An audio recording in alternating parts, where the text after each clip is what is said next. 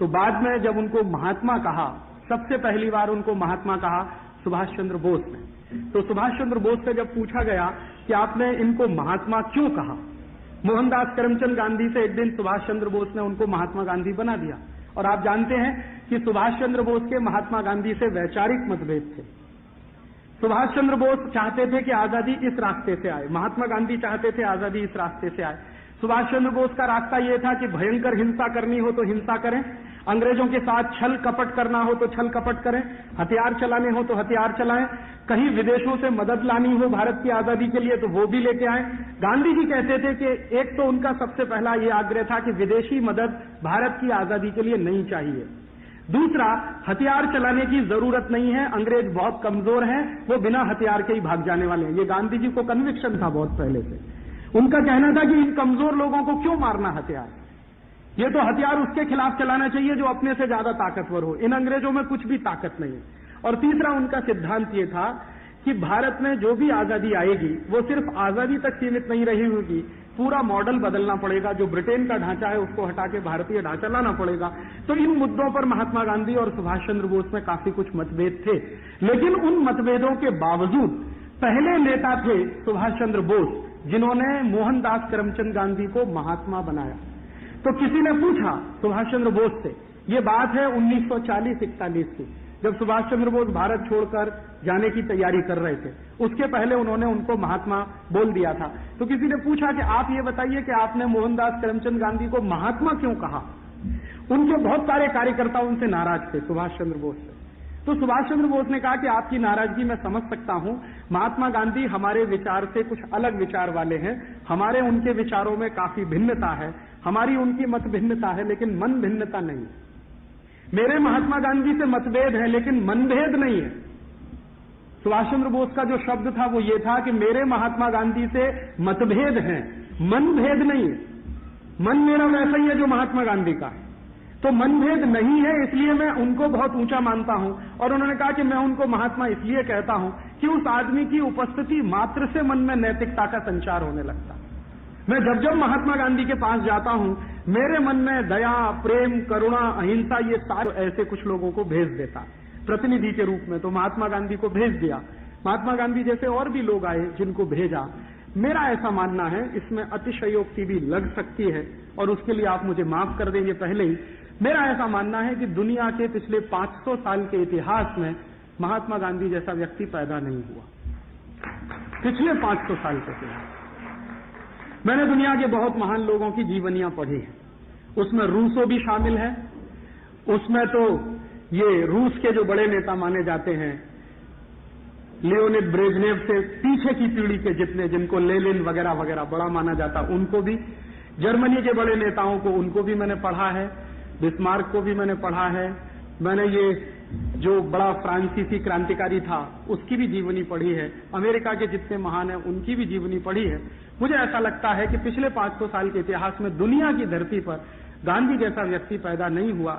उनकी 3 बड़ी क्षमताएं, पहली क्षमता तो जो मैंने कही नैतिकता वाली, दूसरी क्षमता हर गलत बात का पूरी ताकत से विरोध करने की, गलत को वो बोला नहीं, बोला वो लिखा नहीं, और लिखा वो किया था, बाद में मुझे लगा कि ये गलत है, अनैतिक है, तो फिर धीरे धीरे मैंने मानसिकता तैयार की मेरी पत्नी की, और एक दिन हम दोनों ने मिलकर संकल्प कर लिया, और उससे आज का दिन, जब मैं ये लिख रहा हूं, आज का दिन दुनिया का कोई भी व्यक्ति ये बात मेरी पत्नी से पूछ सकता है जाकर। ऐसा आदमी था। और उसके बारे में लोग दुनिया भर में अफवाह उड़ाते हैं कि वो 2 लड़कियों के कंधे पे हाथ रख के हमेशा चला करता था। और उसके बारे में दुनिया के लोग बहुत सारी अफवाह उड़ाते हैं कि उसकी बकरी किशमिश खाती थी, बादाम खाती थी, काजू खाती थी, मुनक्का खाती, कुछ नहीं खाती थी उनकी बकरी, साधारण घास ही खाती थी। ये सही बात है कि गांधी जी हमेशा बकरी का दूध पीना पसंद करते थे। तो किसी ने पूछा कि आप गो रक्षा की बात करते, गांधी जी हमेशा गो रक्षा की बात करते रहे।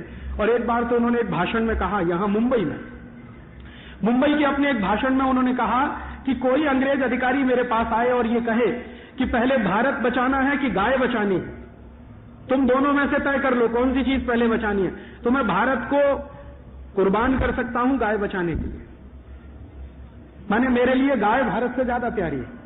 और उन्होंने कहा कि अगर मैंने गाय बचा ली तो भारत तो बच जाने ही वाला, तो इतने ज्यादा गोरक्षा के समर्थक व्यक्ति थे महात्मा गांधी, लेकिन वो गोरक्षा के समर्थक होने के बावजूद गाय का दूध नहीं पीते थे कभी।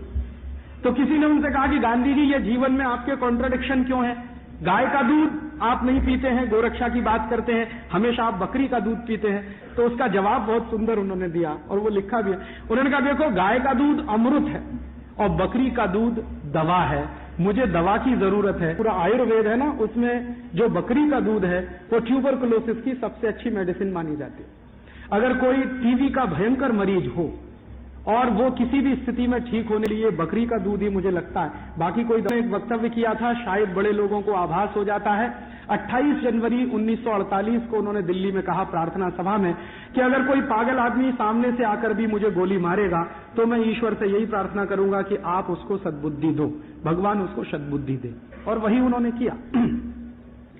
अभी बहुत सारे लोगों ने यह बहस करना शुरू कर दिया कि महात्मा गांधी ने मरने के पहले हे राम कहा था या हाय राम कहा था। हमारे कितने कूड़ मगज लोग हैं इस देश में, कितने निम्न स्तर के लोग हैं इस देश में जो बहस चला रहे हैं इस बात पर कि गांधी जी को जब गोली लगी तो उन्होंने हे राम कहा या हाय राम कहा। इसी में लगे हुए हैं बहस करने में। उन्होंने बहुत कुछ कहा है, उस पर किसी का ध्यान नहीं है। बहुत कुछ किया है, उस पर किसी का ध्यान नहीं है। हे राम कहा कि हाय राम कहा, इसी में बहुत लोग लगे। बहुत सारे संगठन हैं जिन्होंने बाकायदा लिटरेचर बनाया है उस पर, और वो लिटरेचर पूरे देश में बांटा जाता है और एक खास तरह की मानसिकता तैयार की जाती है गांधी जी को गाली देने की। तो मेरा आपसे एक ही विनम्र निवेदन है, और वो मैं शायद मेरे कन्विक्शन से कह रहा हूं। पिछले 10-12 साल गांधी जी को मैंने बहुत पढ़ा और उनके तरह से जीने की कोशिश भी कर रहा हूं। उनके तरह से जीने की जो एक कोशिश मैंने की है ईमानदारी से, उसको मैं आपसे शेयर करना चाहता हूं। मैंने आज तक मेरा पर्सनल बैंक अकाउंट नहीं बनाया और आगे बनाने की संभावना नहीं। मैंने आज तक मेरा कोई घर नहीं बसाया। आज भी मैं ब्रह्मचारी हूं और ब्रह्मचर्य का पालन करता हूं और आगे भी करता रहूंगा, ऐसा मेरा संकल्प है मेरे मन का। और तीसरा, कोई पारिवारिक संपत्ति में हिस्सा नहीं रखा। मेरे पिता और माता को मैंने बिल्कुल स्पष्ट कह दिया है कि परिवार की संपत्ति में मेरी कोई हिस्सेदारी नहीं होगी। आपको जो करना है आप उसको कहिए, या करते उसको चाहे तो दान कर दीजिए मेरे नाम से किसी को। लेकिन इतना भी मुझे लगता है करने में बहुत तकलीफ आती है, बहुत तकलीफ आती है। तो गांधी जी ने पता नहीं कितनी तकलीफें झेली होंगी, उन्होंने तो पता नहीं कितने साल ये सब किया। मुझे तो लगता है कि मेरे लिए बहुत आसान है ब्रह्मचर्य पालन करना, क्योंकि मैंने परिवार नहीं बनाया। उन्होंने तो परिवार बनाकर ब्रह्मचर्य पालन किया, वो तो बड़ी बात है। वो आसान व्यक्ति के लिए नहीं है परिवार में रहते हुए ब्रह्मचर्य का पालन करना और उस ऊंचाई तक जाना, जिस ऊंचाई की बात उन्होंने अपनी आत्मकथा में लिखी है कि वो जीवन का आखिरी दिन था जब पिताजी की मृत्यु के समय उन्होंने अपनी पत्नी के साथ संभोग किया।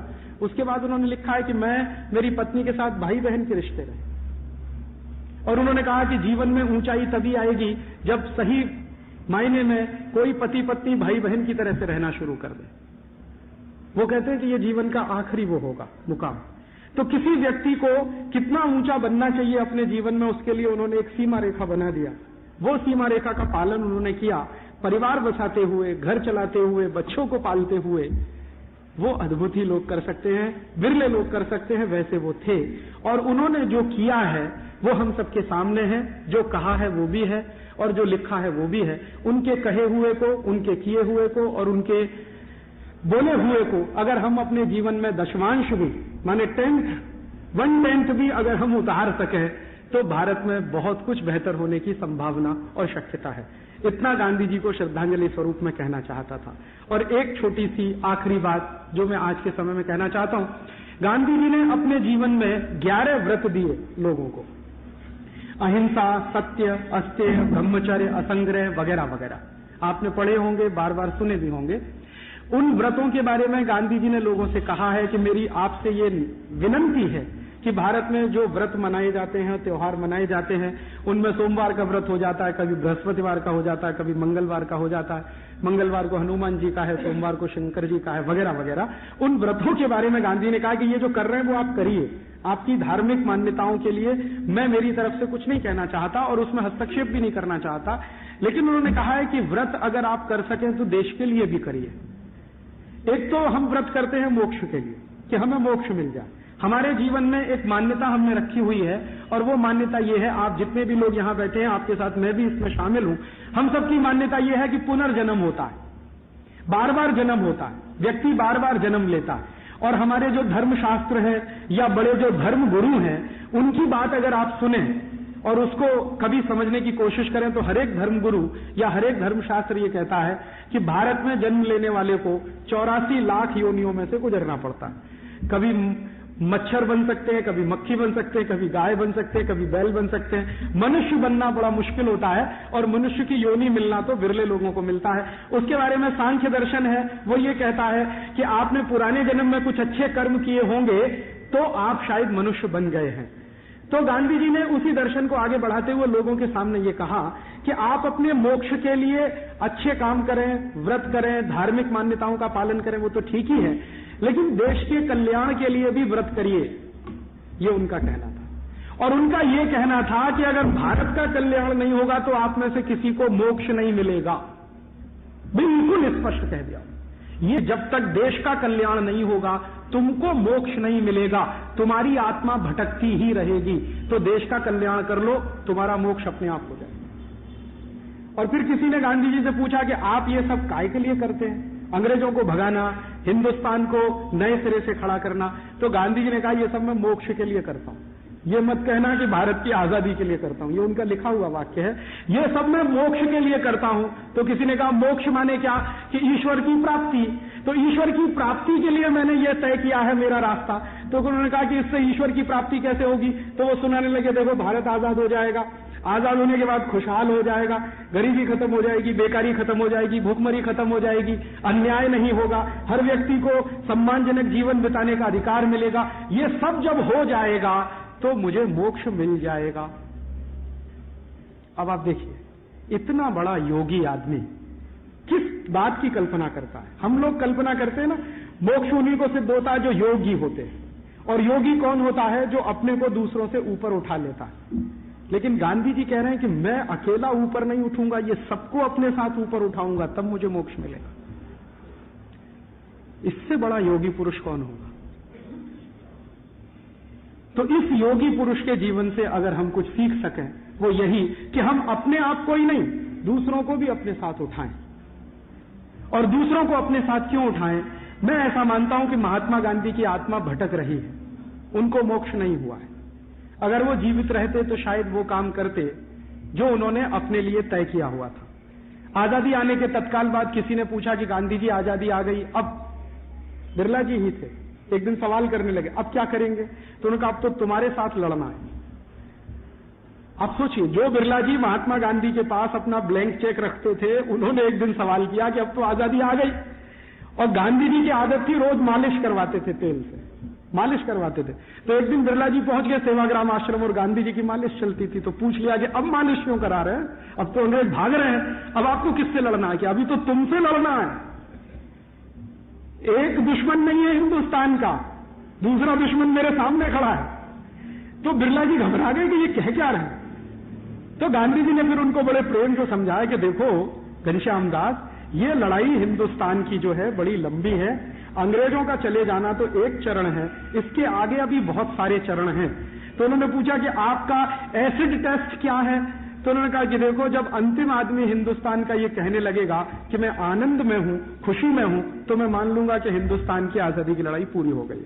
यही मेरा एसिड टेस्ट है। और वो तो दुर्भाग्य हम सबका कि उनको किसी ने मार दिया, किसी पागल आदमी ने। मैं तो कहता हूं कि जिस आदमी ने गांधी जी को मारा था, अच्छा ये होता कि वो महात्मा गांधी के सामने जाकर खुद को गोली मार लेता, वो उसके लिए बेहतर होता। उसने बजाय गांधी जी को गोली मारने के अपने को गोली मार लेनी चाहिए थी, वो उसके लिए ज्यादा बेहतर होता। लेकिन खैर ठीक है, दुर्घटनाएं होती रहती हैं और आगे भी होती रहेंगी, उसके लिए कभी अफसोस नहीं करना चाहिए। हमें यह भी अफसोस नहीं करना चाहिए कि गांधी जी हमारे बीच में नहीं है, क्योंकि वो हमेशा लोगों से ये कहते थे, कार्यकर्ताओं से, कि मैं रहूं ना रहूं, मेरा जीवन तुम्हारे लिए संदेश की तरह से है पूरा। मैंने मेरे जीवन भर जो किया वो आपके लिए संदेश जैसा है। तो गांधी जी के संदेश का अगर हम थोड़ा सा विश्लेषण करें और आज की परिस्थिति को देखने की कोशिश करें, तो मैं ऐसा मानता हूं कि उनको अभी मोक्ष नहीं मिला है, उनकी आत्मा कहीं ना कहीं भटक रही है। उसके 3 बड़े कारण हैं कि उन्होंने जब ये कहा था कि भारत का जब अंतिम व्यक्ति आनंद में रहेगा, खुशी में रहेगा, तो मैं मान लूंगा कि सारे काम पूरे हो गए हैं। वो अंतिम व्यक्ति अभी भी बहुत कुछ चीजों से वंचित है। भारत की इस समय आजादी 1 करोड़ से थोड़ी ऊपर हो चुकी है। और 100 करोड़ से ऊपर हो चुकी है। 1 अरब से थोड़ी ऊपर हो चुकी है, 100 करोड़ से ऊपर हो चुकी है। अब ये 100 करोड़ की आबादी का जरा क्लासिफिकेशन करें, वर्गीकरण करें तो क्या चित्र है? चित्र ये है कि हिंदुस्तान के 100 करोड़ की आबादी में करीब 25 करोड़ लोग ऐसे हैं जिनके पास एक दिन में प्रति व्यक्ति खर्च करने के लिए 5 रुपया नहीं है। 25 करोड़ लोग ऐसे।